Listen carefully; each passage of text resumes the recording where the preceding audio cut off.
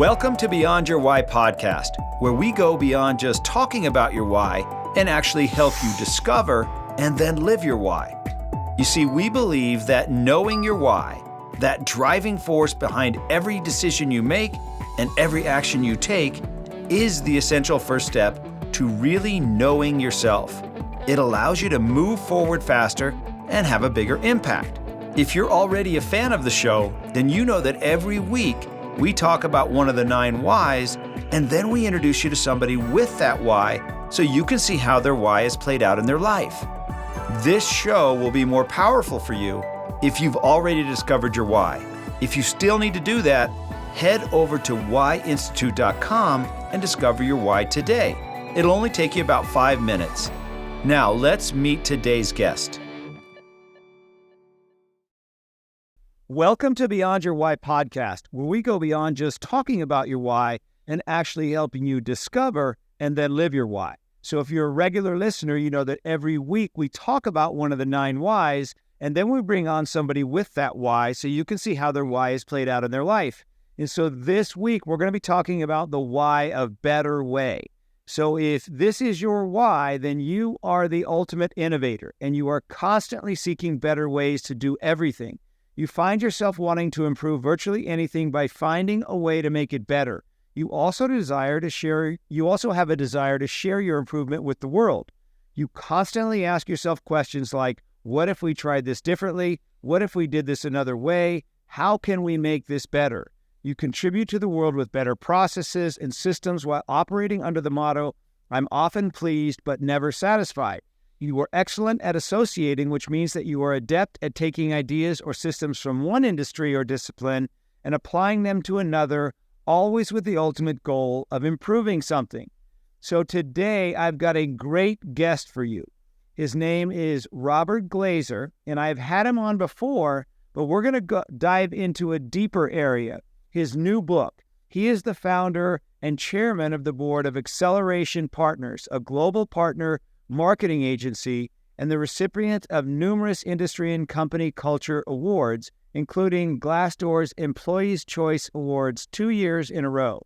He is the author of the inspirational newsletter Friday Forward and the #1 Wall Street Journal, USA Today, and international best-selling author of 5 books, Elevate, Friday Forward, How to Thrive in the Virtual Workplace, Moving to Outcomes, and Performance Partnerships. He is a sought-after speaker by companies and organizations around the world, and he is the host of the Elevate podcast. Robert, welcome to the podcast. Gary, thanks for having me back. And I think we had a little better way demo in our 20-minute getting ready to start the conversation. I know. So if the rest of you had been with us before we started this, it is now 20 minutes after when we were supposed to start. Because that's on brand, as my kids would say. On brand. We just can't stop ourselves. So you have a new book that recently came out. Yeah. Tell us about it. Why did you write? What's it about? I sort of wrote the business sequel to my book, Elevate. And in Elevate, I talked about these themes of building capacity as sort of a personal and leadership development strategy and how much I had benefited from that.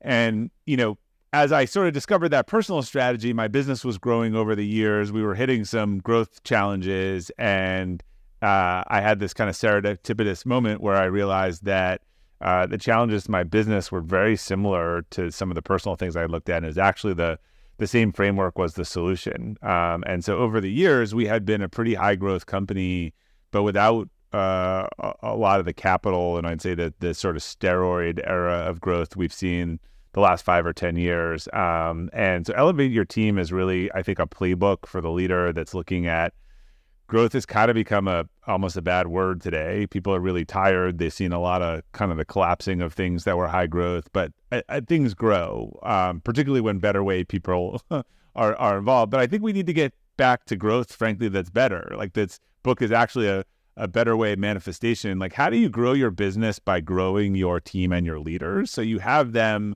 growing along with the business. If you mentioned sort of a line, a lot of businesses here's the growth line, and people are drowning, under the growth, not on a surfboard and doing it. So I sort of take those same elements of capacity and kind of walk through what we learned along the way. And again, I think what this new, better playbook can be for leaders and organizations.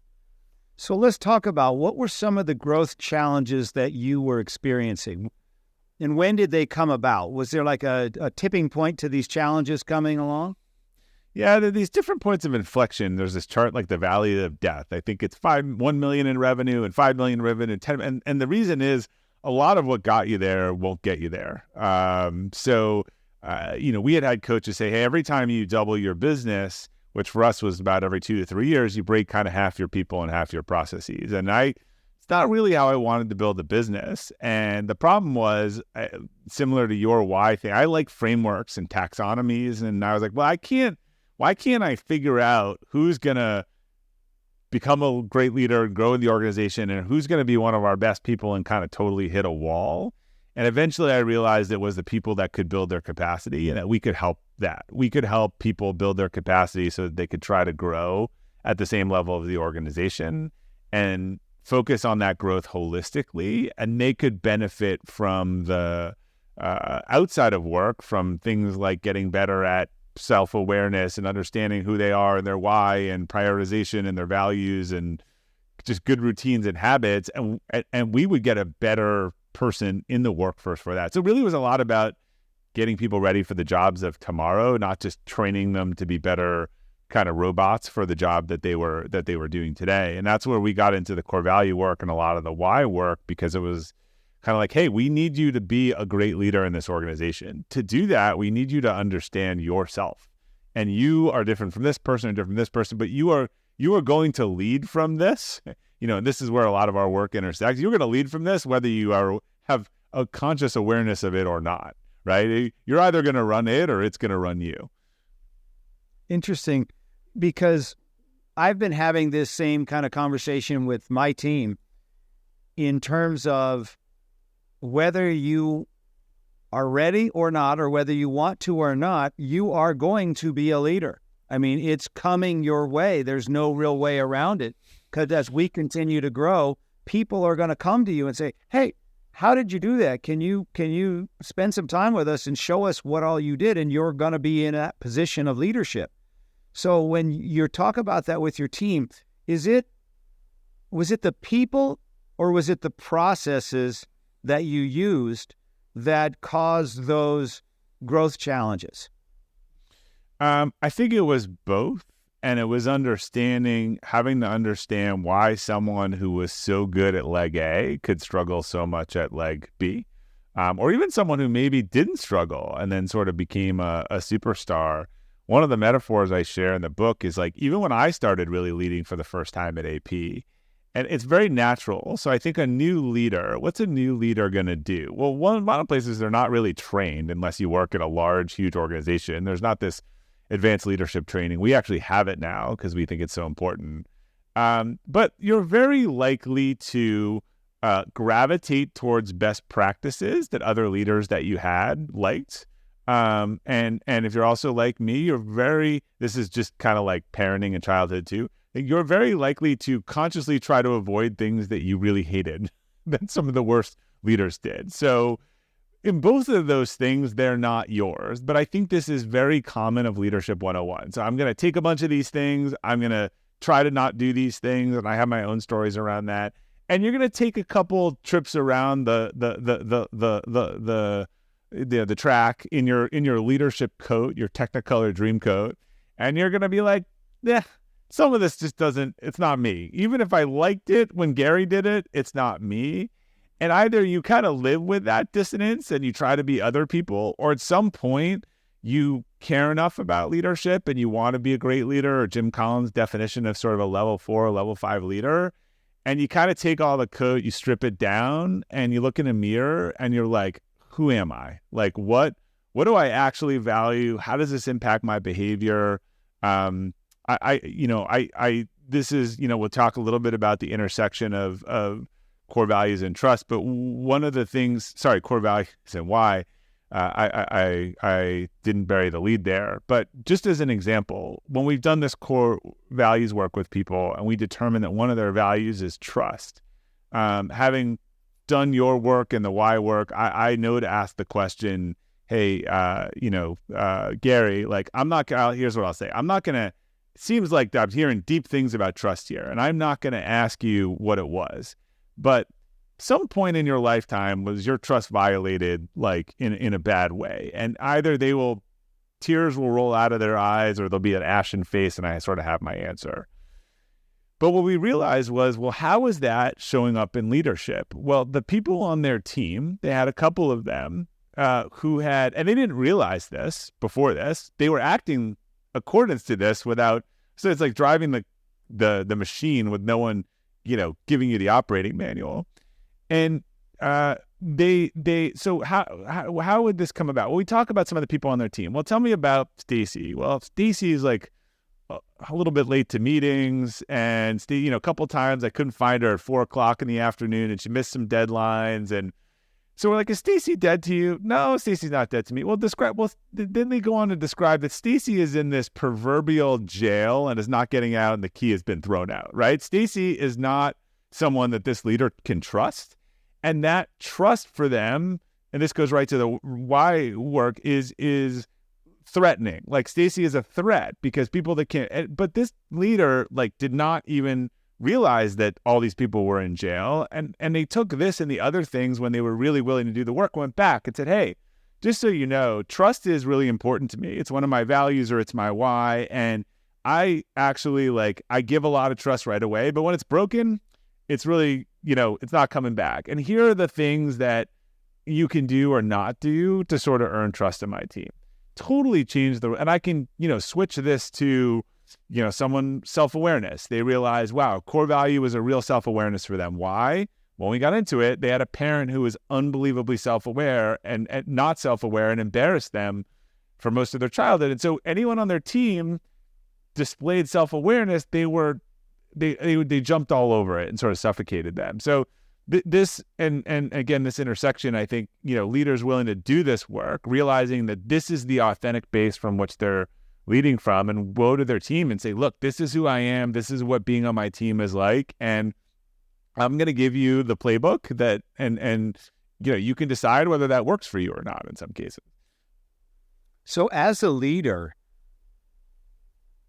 when you figure yourself out, yeah, whether that's, including core values and your why and other strengths and communication styles and all this stuff. Yeah. Do you recommend that the leader then go and articulate that to their team?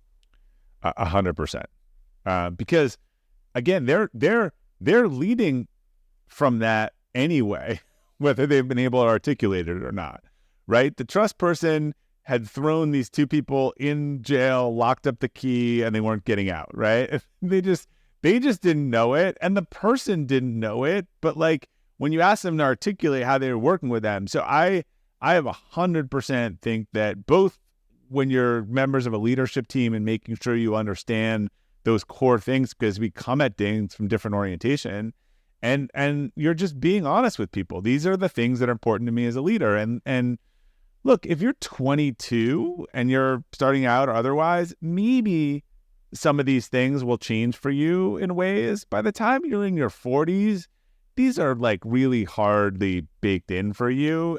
And so this is how you're going to behave. This is what you're going to react to. This is what you're going to get mad about. This is when you're going to be in flow. This is when you're going to explicitly or implicitly reward people when they're aligned with these things. So do you want to guess? Do you want them to guess, or do you just want to tell them the answer? I mean, I'm very direct with people around, hey, I'm a better way person. You want to work on something where it's new and exciting and it's fun every day, one of my core values, and I have long-term orientation, all these things. This is why you will like working for me, and this is why you will hate working for me, and they're basically one and the same. Yeah, us better way people can be a challenge, right? I mean, we shiny penny, want to move fast, rarely satisfied. Always. Often pleased, never satisfied. That always resonated with me. Yeah. And that can be a challenge. So how does your team, let's go to your company then. When you articulate who you are to your team, they're going to resonate with parts of it and other parts they're not going to resonate with. Or I don't want to say resonate, but maybe let's say they just don't even agree with. Right. Your team. But they could get better at managing it, right? And they can get better at managing up. So I encourage, one thing that people on my team will learn to do, and this is something I've learned in coaching people around the why. We can talk about this. It's a sort of meta adjustment. I always say, they will sort of say to me, "Hey, look, you've given us a lot of things to do, and we are worried that not all of them will get done. And so, which is the priority and which is the most important?" So what they will realize, and I need to realize, and this is what I coach, that if I try to make everything better, I won't actually accomplish my goal. Nothing will get better because we'll have 100 unfinished projects. When I am coaching people that I know are make sense why on their leadership struggles, I say, look, you have to change your reward center from you solving the problems to a team of people that are solving problems. You actually have to change your meta definition of what fulfills your make sense bucket from, again, the same thing I would say to me from, not it I have to trick myself. I have to trick myself that I can't make everything better, or I actually won't make anything better. The make sense people are all micromanagers. They're all problem solvers. Everyone comes to them. They're really bad at delegation. And so I say, look, this you have to look at this differently. You have to be like, I have this team of problem solvers, and that is what's fulfilling to me, not that I am everyone's problem solver. I say that another way as well, which is a little bit of chocolate is good. Yeah. Too much chocolate, not so good, unless you're a chocoholic. But a little better way is good. Too much better way, not so good. Exhausting for everyone. And I just did this. So in starting one of these conversations, I was given the person's 360: strengths, areas for improvement, problems, challenges. First thing I say, give me your core values, give me your why, give me your strength finders. They send it all back to me. We look at it. I'm like, can you see that most of these problems and area for improvement are actually you're past 100 degrees on your strength, why, or value. They've gone, to me, the weakness is when you overuse your strength, having looked at it a bunch of times. Yeah. When we are working with teams and each person gets to stand up and say their simple YOS out loud. This is, I believe that, I'll give my own. I believe that success happens when we find a better way and share it. How I do that is by making things clear and understandable. And ultimately, what I bring are simple solutions. The other team members get to see me for the strengths that I have. But then when you ask the rest of the team, okay, what happens if Gary, who has the why of better way, is too strong in his better way? What do you see as a possible thing that could happen? Yeah. And then it becomes very obvious, but it's that way with every one of the 9 whys. It's not just better way. It makes sense as every single one. A little bit of chocolate's good, too much chocolate's not so. Yeah, which is also the summary I was saying this weekend of every health study comes out, right? A little bit of it, good for you, too much of it, bad for you. I mean, there was the problem is so much clickbait. There's a thing I read around caffeine, the horrible whatever caffeine and something like that. And then I look in and I was like, actually, I've been reading studies that a couple cups of coffee are good for you. And it turns out this guy goes to his doctor and he's having 14 espressos a day and his heart's coming out of his chest. Like, of course you are. 14 espressos. Like on what planet do you think that's healthy for you? So yeah, exactly. Or wine. Yeah. Anything, right? One little half a glass or a glass of wine a night, no big deal. Yeah. Half a glass an hour? Yeah. Yeah, same thing. So define for our listeners what a core value is. So I can almost define this in an analogy. So let's imagine, because we talk a lot about values, but I don't think that people have a definition they agree on. So let's imagine you have a race car and it's going through a tunnel, right? and we turn off the lights of the tunnel. The really expensive car. I'm going to drive that car through. It's going to hit the right side of the wall. You're going to hear. I'm going to pull it off to the middle. I'm going to drift to the other side. I'm going to drift back. The car's probably going to make it through the tunnel as long as there's nothing else in there, but it's going to look like crap and it's going to be pretty beat up. Our core values are these guardrails. Like, we know it. Again, go from like feels like kryptonite to flow, sort of on the other side. When you're talking to someone whose values are aligned, or, one of the best ways to identify a core value is to think about the antithesis and having a discussion with that person. And I'll make up an avatar, and most people have a like visceral reaction. I'm like, okay, you're talking to this person. How does it feel? So now you turn on the lights in that tunnel, and now you both see the wall, but you also see that yellow line before the wall, and you kind of stay in the middle. So the core values are the things that are most important to you. They're the things that have been true. They're sort of your guiding, principles in your life. And again, they've probably been true since childhood. I found, why intersects heavily with usually the dominant core value, but there's usually 3 or 4, and they're sort of thesis statements that you really believe in and that you sort of live in accordance with. And when you are in discord, it feels pretty crappy, right? So if you have a core value of generosity or giving or otherwise, and I said to someone who I can clearly tell that's like a value of theirs, or and I'm like, okay, so you're at a party and you're talking to the trust fund baby who's complaining about everything and that they don't control, and then, like, just their face again. Because if it's a core value, when it's violated, it feels really bad, right? So it should feel like kryptonite.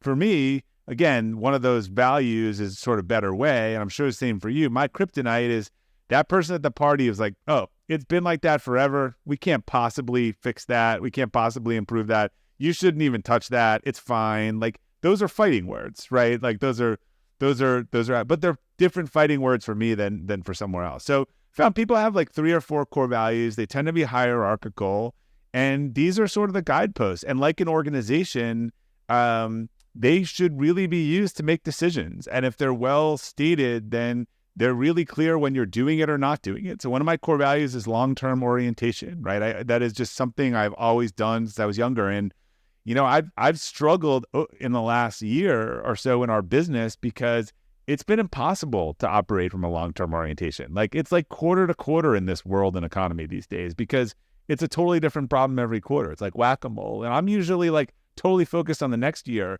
But this is a time in business where if you focus on the next year, you might be out of business in this year, right? You can't look that far forward. For me, another one, respectful authenticity.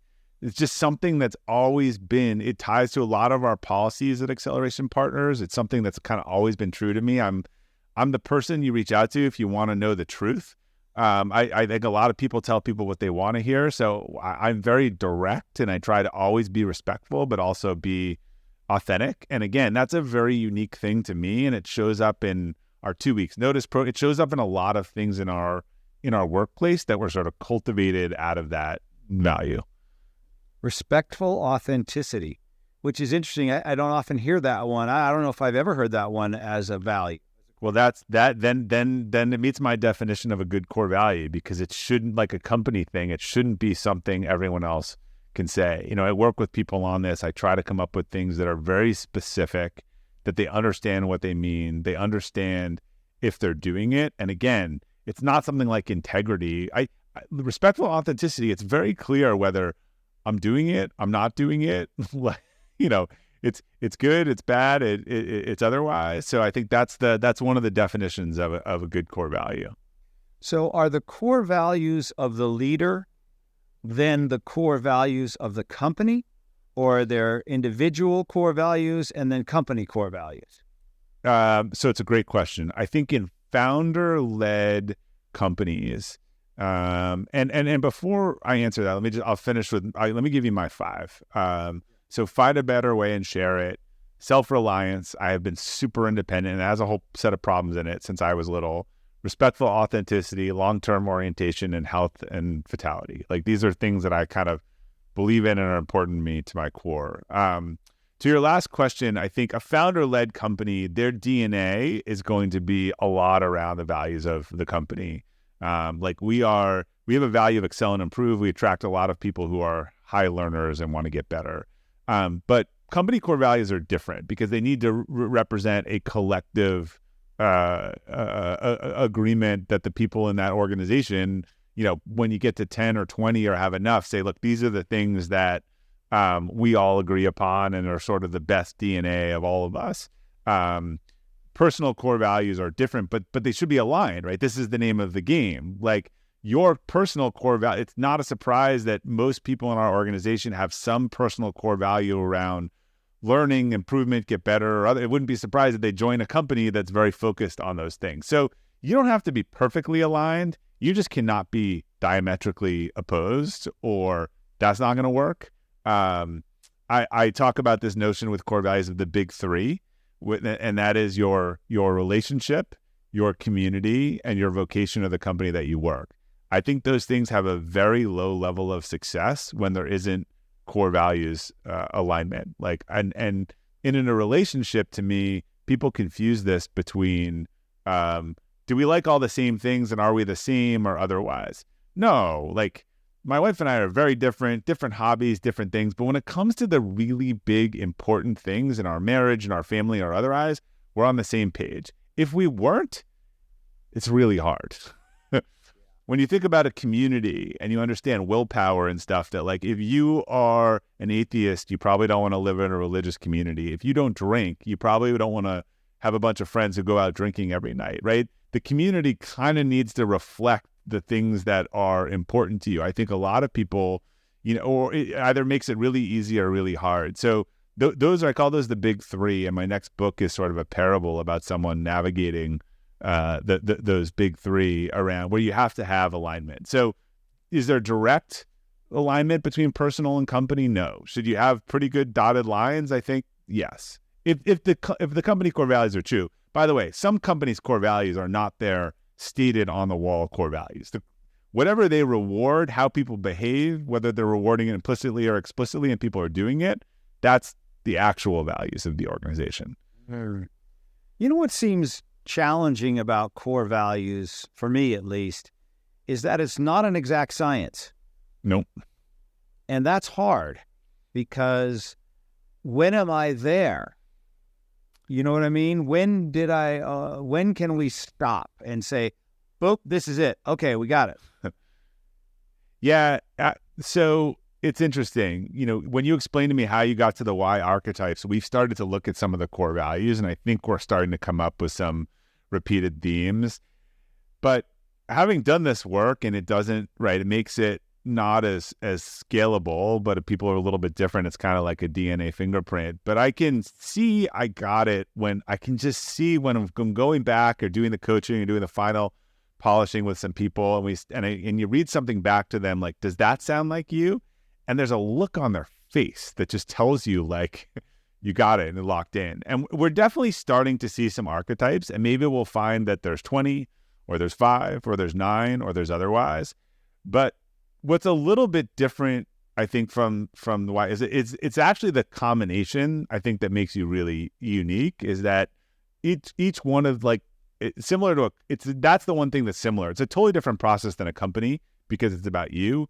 But they always say with a company, like, you shouldn't hear that thing a lot, and then you should never hear all 3 or 4, right? That's what makes it different. If you're using generic things that anyone could say, then it doesn't. These things, I have what's called the validator and one of the validation tests is, could I use it to make a decision? Is it a rubric decision-making thing? Like for me, is this a decision that somehow is going to impact my health and vitality, respectful authenticity, long-term orientation? Like I am safe when I make decisions within my values and probably not outside of that. And could I objectively rate myself on it? Like when company core values are good core values when you could sit down and say, Gary, here's specifically where you really owned it and didn't own it, or else we're just talking about some opaque thing that doesn't have any meaning. So if I wanted to do a personal report card of last month, I could say my health and vitality sucked. I was injured and I felt it. Like I couldn't run. I just not where I wanted to be. I didn't sleep. Like I got to work on some long-term things. I was happy about that. I had a few opportunities to find a better way. And now I can think of one of the, like, I could actually look, and it's, to me, this is like, when was I in the center lane and when was I outside of that center lane of the tunnel?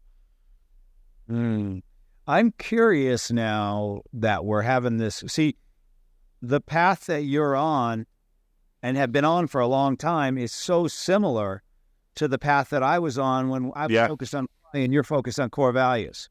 Yeah. And the question was asked of me one day, how can you scale this? Because if it requires me, when I was helping people discover their why, just asking them question after question after question to get to it, and then the same thing that I would say is their eyes would light up and you would just see this expression on their face and you knew you were there. Yeah. But it'll be interesting to figure out how many different core values there are. Yeah, and we're definitely looking at pattern. I just added that to a sequence, some of the ones we've seen the most. I'm also looking at how to use AI and ChatGPT to take all the inputs and the syntax and say, here are all the things I want you to scan against. Here are all the answers to the questions. Come back and provide a synthesis of things that might be whatever using these rules. And we're playing around with that a little bit too.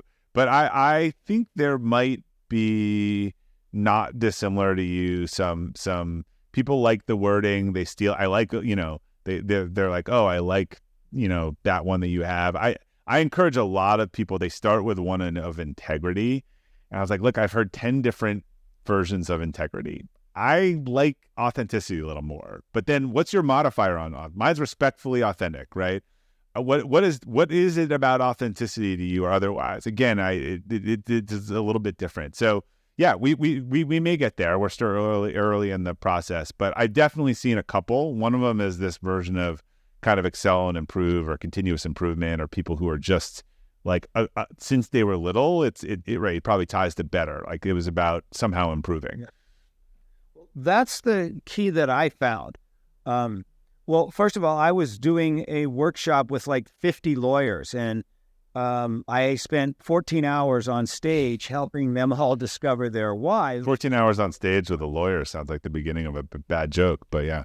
Yeah, it kind of was. But halfway through the day, one of the lawyers, this gal, raised her hand and she says, hey, Gary, how many whys are there? Yeah. I had never even thought of it until she asked me that question. And luckily she did, because that got me on the path. So the same thing, it'll be interesting to see how many different core values are there. But the other thing that became obvious was, if you and I go out for a hamburger and your hamburger's terrible, and I say, hey, Bob, how's your hamburger? And you say, Gary, my hamburger sucks. And I say, well, it sounds like you don't like it very much. You would say, no, that's not what I said. I said my hamburger sucks. So if I don't use the words that you use, right, you aren't going to feel like I heard you, right? And that's the scenario that happened with the whys. So all of the whys, the names and all the definition, those are the actual things those people said. So it'll be interesting, as like you just said, respectful authenticity. That really resonates with me. Integrity, too vague. I don't. Doesn't. It would be hard for people to believe, but I've heard 7 different definitions of integrity. Like, there's telling the truth. There's doing what you say. There's saying what they do. There's living your reality. There's all kind. And by the way, there's cultural implications, right? Turning in your brother for a crime would be considered integral in some cultures. Not turning in your brother for a crime, some culture would be considered integral, right? So it's complicated. It's gonna be interesting to see where you end up with it, because what you and I have been talking about for the listeners is how the two intersect. How does why intersect with core values? So I'd love your perspective on that, because you know a ton more about core values than I do, but you also know a ton about the whys. So you're more of an expert on that than I am. I think that the why is almost always related to one of someone's most dominant core values. And again, this sort of purposefully architected thing. I would then say that the difference and one of the things that some of the why, it is some of the other values are going to come out of these experiences and these formative experiences and things that have kind of shaped you along the way. And then the combination of them is super helpful, because that's the one thing about values. Instead of rules, you can take 4 or 5 values and it can produce, if you do to the 5th, it can produce in combination hundreds of guideposts instead of rules. There are organizations that try to list every rule in the world, and then there's some, like my friend Gary Ridge, that says, here are 5 organizational core values, and if you ever make a decision under one or more of these values, you're safe. Well, that's really interesting, right? So I think there are combinations of these things. I think there's hierarchies of them. I've heard some people say, like, core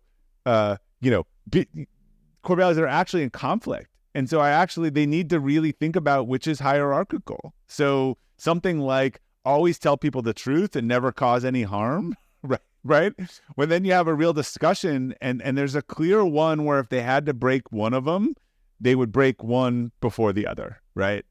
That the only person to cause harm is if you would never lie to someone, or someone else would say, you know what, I in that case, I dull the truth a little bit because it's really important to me not to cause harm to other people. So I think that's, there may even be a how in there, but I think it gives a little latitude for these other things they come from experiences. They clearly come from parents, they come from other things, and it lets people have sort of a combination to navigate around as almost a rule book. One of the things that before we got on, you and I were talking about Joel Weldon, who's a speaker coach, and one of the things he always talks to me about is, if you're going to use a word, you have to start with the definition of the word. And that's what's hard, at least for me, about the word values.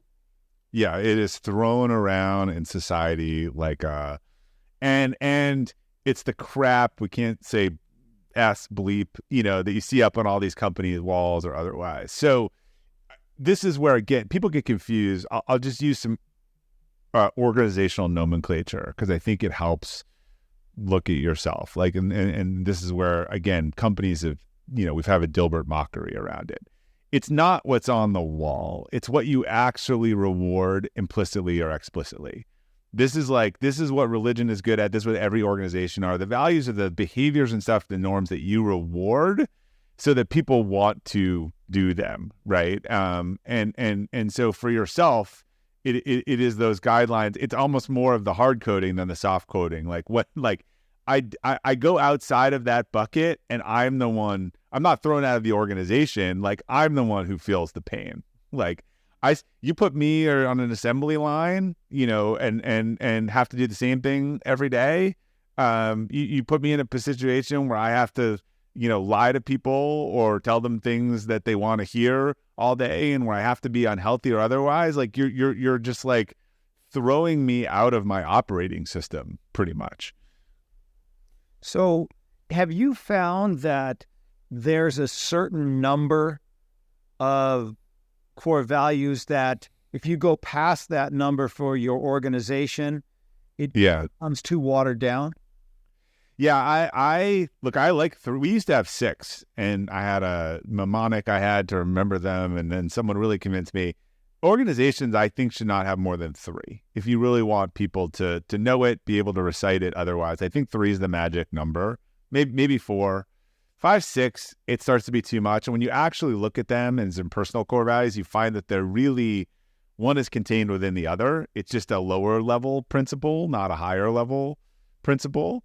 So I think the same for individuals. I think 3 to 4 is really good. If you want it to be accessible, if you want it to be a rubric that's like you can use, like, you need to not, now, because I'm a better way person, I had 5, but I think for most people 3 to 4, so that they know it, they could write it on their desk. They could be like, this feels crappy, this decision. Let me think about this. Oh, this is really, why I don't, like, I'm being asked to really look. I wish I had it in me sometime to take advantage of short-term scenarios and make a ton of money off them. it's just not my DNA. Like every time I am suspicious of every short-term thing, like I just have I married my high school girlfriend. Like I have a very long-term orientation around things. And that is just my default mindset. And I'm a little bit of fish out of water when I'm forced to play out of that. So let's take that back to Elevate Your Team, your book. So what are they going to learn? What is the audience going to learn in Elevate Your Team now that we've gotten a little deeper into core values? Yeah, so this is in Elevate Your Team. This is very much, we've been spending a lot of time in what I would call the spiritual capacity section of the book, but we're going to talk about the spiritual, intellectual, physical, and emotional capacities and how you leverage those within an organization. So how do you help people figure out who they are? We talk about the why, their values, their strengths, all the things that make them them so that they can be an authentic leader. And intellectual capacity is very much, how do you build a learning culture, a culture that is about learning and feedback and improvement, and where everyone's trying to not just do more, but make the operating system better? How do we know how to do something better and faster and easier than yesterday? Because we haven't trained on it, right? It's really about learning. Physical capacity, the work from home phenomenon has really destroyed some of the remaining walls between work and home. And how do we restore some of these barriers and have people actually rest and relax and honor the 80-20 rule and come to work with better physical and mental capacity because it's better for them outside of work and it's better for them inside of work. It just is. The data is pretty clear. The people who regularly get less than 5 hours of sleep a night, and if they're on your team, there's cognitive equivalent to being drunk. So would you encourage people to come to the office drunk? No. Do you celebrate people who come to the office on 5 hours sleep? Probably. Some companies, and the data on this stuff's pretty bad. So, and then last, emotional capacity. So this is, how do you have psychological safety?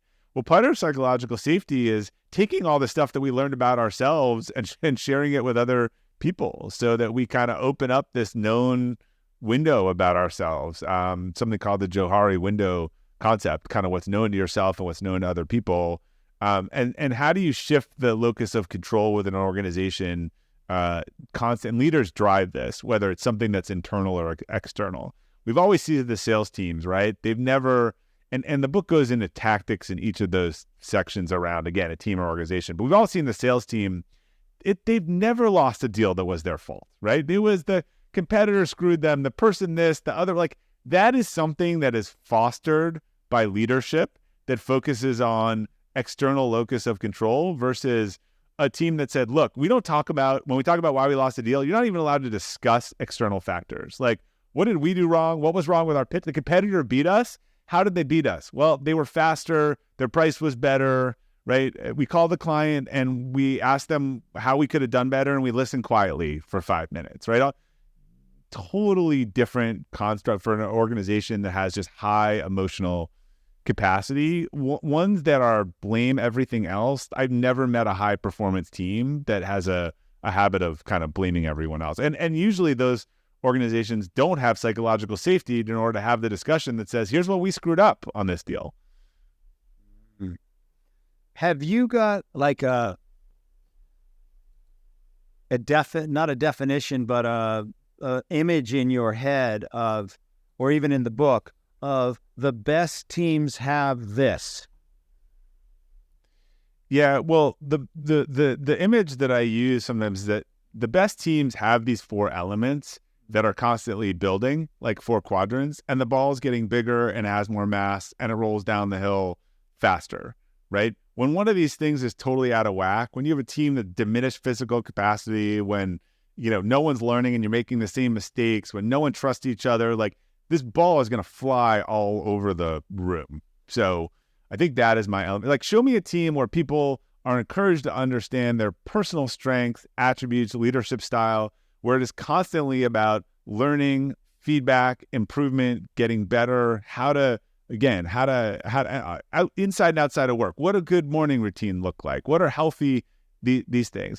where people are their mental and physical health is sort of top of mind for leaders, and not trying to encourage 120-hour work weeks. And when you have an environment that's psychologically safe, focuses on the things that control fundamentally healthy relationships amongst the people, those are going to be two very different performing organizations. So one more time, what were the four elements? There's the emotional, physical, spiritual, and they go in order, because to me they're interrelated, but they go in order. Because spiritual, you got to figure it out to make sure you're climbing the right mountain, in the first place. So spiritual, which is your core values, your strengths, the things you're good at, to you. Intellectual, which is, think of that as the operating system. How do you learn, plan, execute with discipline? Like the kind of, once you know what you want to do, how do you do it? Physical capacity is our sort of health, mental and physical well-being. And then emotional capacity is both the quality of our relationships and sort of how we relate to things that we don't control. So emotional capacity was fourth. Fourth, because if you think about the order, and the order comes from personal, which is I first need to figure out what I actually want to be doing. Then I'm going to go out and acquire the skills and everything to get better on that. I need to make sure along that journey that my physical and mental well-being is taken care of. And then those are all internal, right? That's the difference. Now, when I jump into the external world, I need to focus on the relationships that add to what I want to do, the relationships that are detracting from what I want to do. And I've got to really focus on consciously on what I control and don't control. So if it was a sports car, spiritual would be designing it on paper, intellectual would be building it, physical would be putting it on the test track.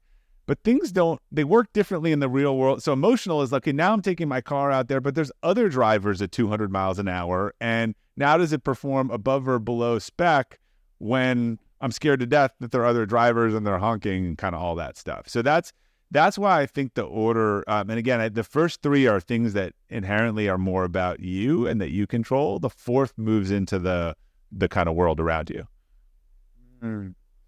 So, Robert, if there's people that are listening that want to learn more about what you're doing, find your book, connect with you, get your Friday Forward weekly blog, what's the best way for them to connect with you? Yeah, they can go to Robert Glazer, GLAZER.com. I've got everything there. You can sign up for Friday Forward, got the books, newsletter, podcast, and the courses on there. If they're interested in the core value work, I just re-released the course. There's a self-guided version, and then there's a version that comes with coaching for the first time until we have that test that maybe one day. So that's at corevaluescourse.com, or you can link to it from the main Robert Glazer webpage. Tell everybody about Friday Forward, because all of us get a lot of stuff, a lot of junk in our email. Yeah. And everybody, well, at least I pick out the few out of all the hundreds that I get that I'm actually going to read. And yours is one of them. I thoroughly enjoy it, and I don't know how you do it and how you pick your topics, but maybe talk a little bit about what that is. ADD, I think is. It's like ideas have never been a problem for me. Like today I wrote down 6 potential topics, and I was like, oh my God, I have 50 deep at this point. Like I could do 2 a day. Friday Forward just started as sort of a better way manifestation to my team when we were 30 or 40 people. It was a kind of Friday note around getting better, improvement. I didn't actually have the word capacity building at the time. I didn't have the vernacular. I didn't realize the pattern, but the stories all fell into either stories of spiritual, intellectual, physical, emotional capacity, which when I tried to publish a compilation and someone said, but we don't publish compilations, what's the story behind these stories? I spent a year looking at it. I was like, oh, this is the consistency on this. So I shared it with a bunch of people every week. I thought it was a good way to stay in touch with a remote work team. I didn't necessarily know if people were reading them. I did start to get a lot of notes. Hey, this was super helpful. I did this. I loved that. I shared this with my wife. I shared this with, my husband. I shared this with a colleague. Eventually added some people to the list and opened it up and was like, oh, if other people like these things. Well, I shared it with a couple of their CEOs after telling them that it was a really helpful activity. And they were like, can we just forward this to our company every week? rather than write our own. I was kind of encouraging them to do. One wrote his own and still does, and the other. So I was like, So I threw a couple hundred friends on the list. I waited for and I put it on a newsletter list, but I made it really look like just a regular email. I just was managing requests via BCC.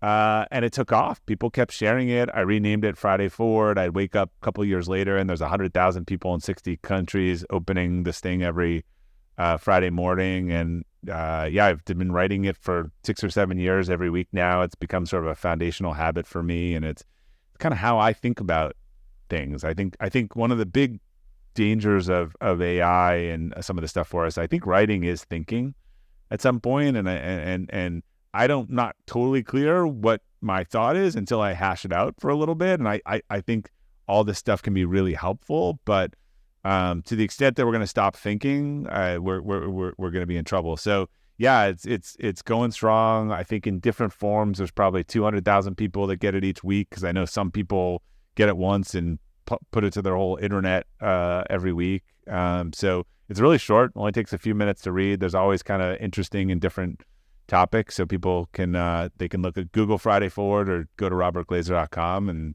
easy to join for free. Yeah. Did you know that that's how, before we got on the call, I mentioned Earl Nightingale. And Earl Nightingale is the one who started he was like the first person ever to start the self-help business. Yeah. This is exactly how he started it.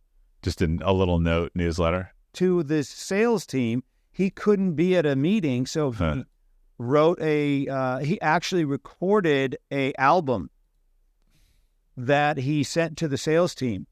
And that one album got reproduced. Oh, he had all his tapes, yeah.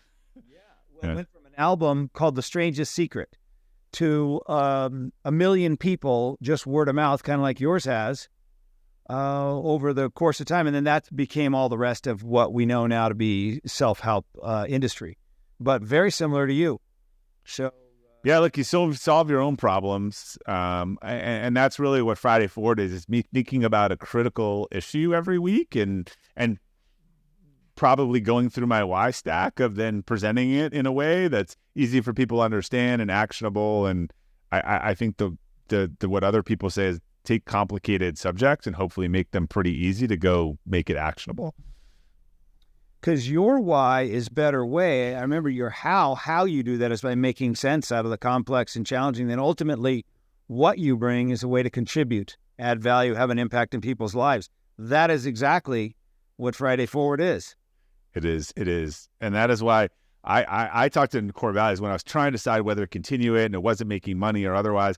I looked against all of my values. Again, is this long-term orientation? Is this promoting health and vitality? Is it respectful authenticity? Is it finding and I was like, oh, it meets all of those. Like that's a should keep doing thing, even though I don't know what it is. It doesn't make any money. It seems like a distraction, but that single newsletter has done more for my career than that email than probably anything else that I did for my business.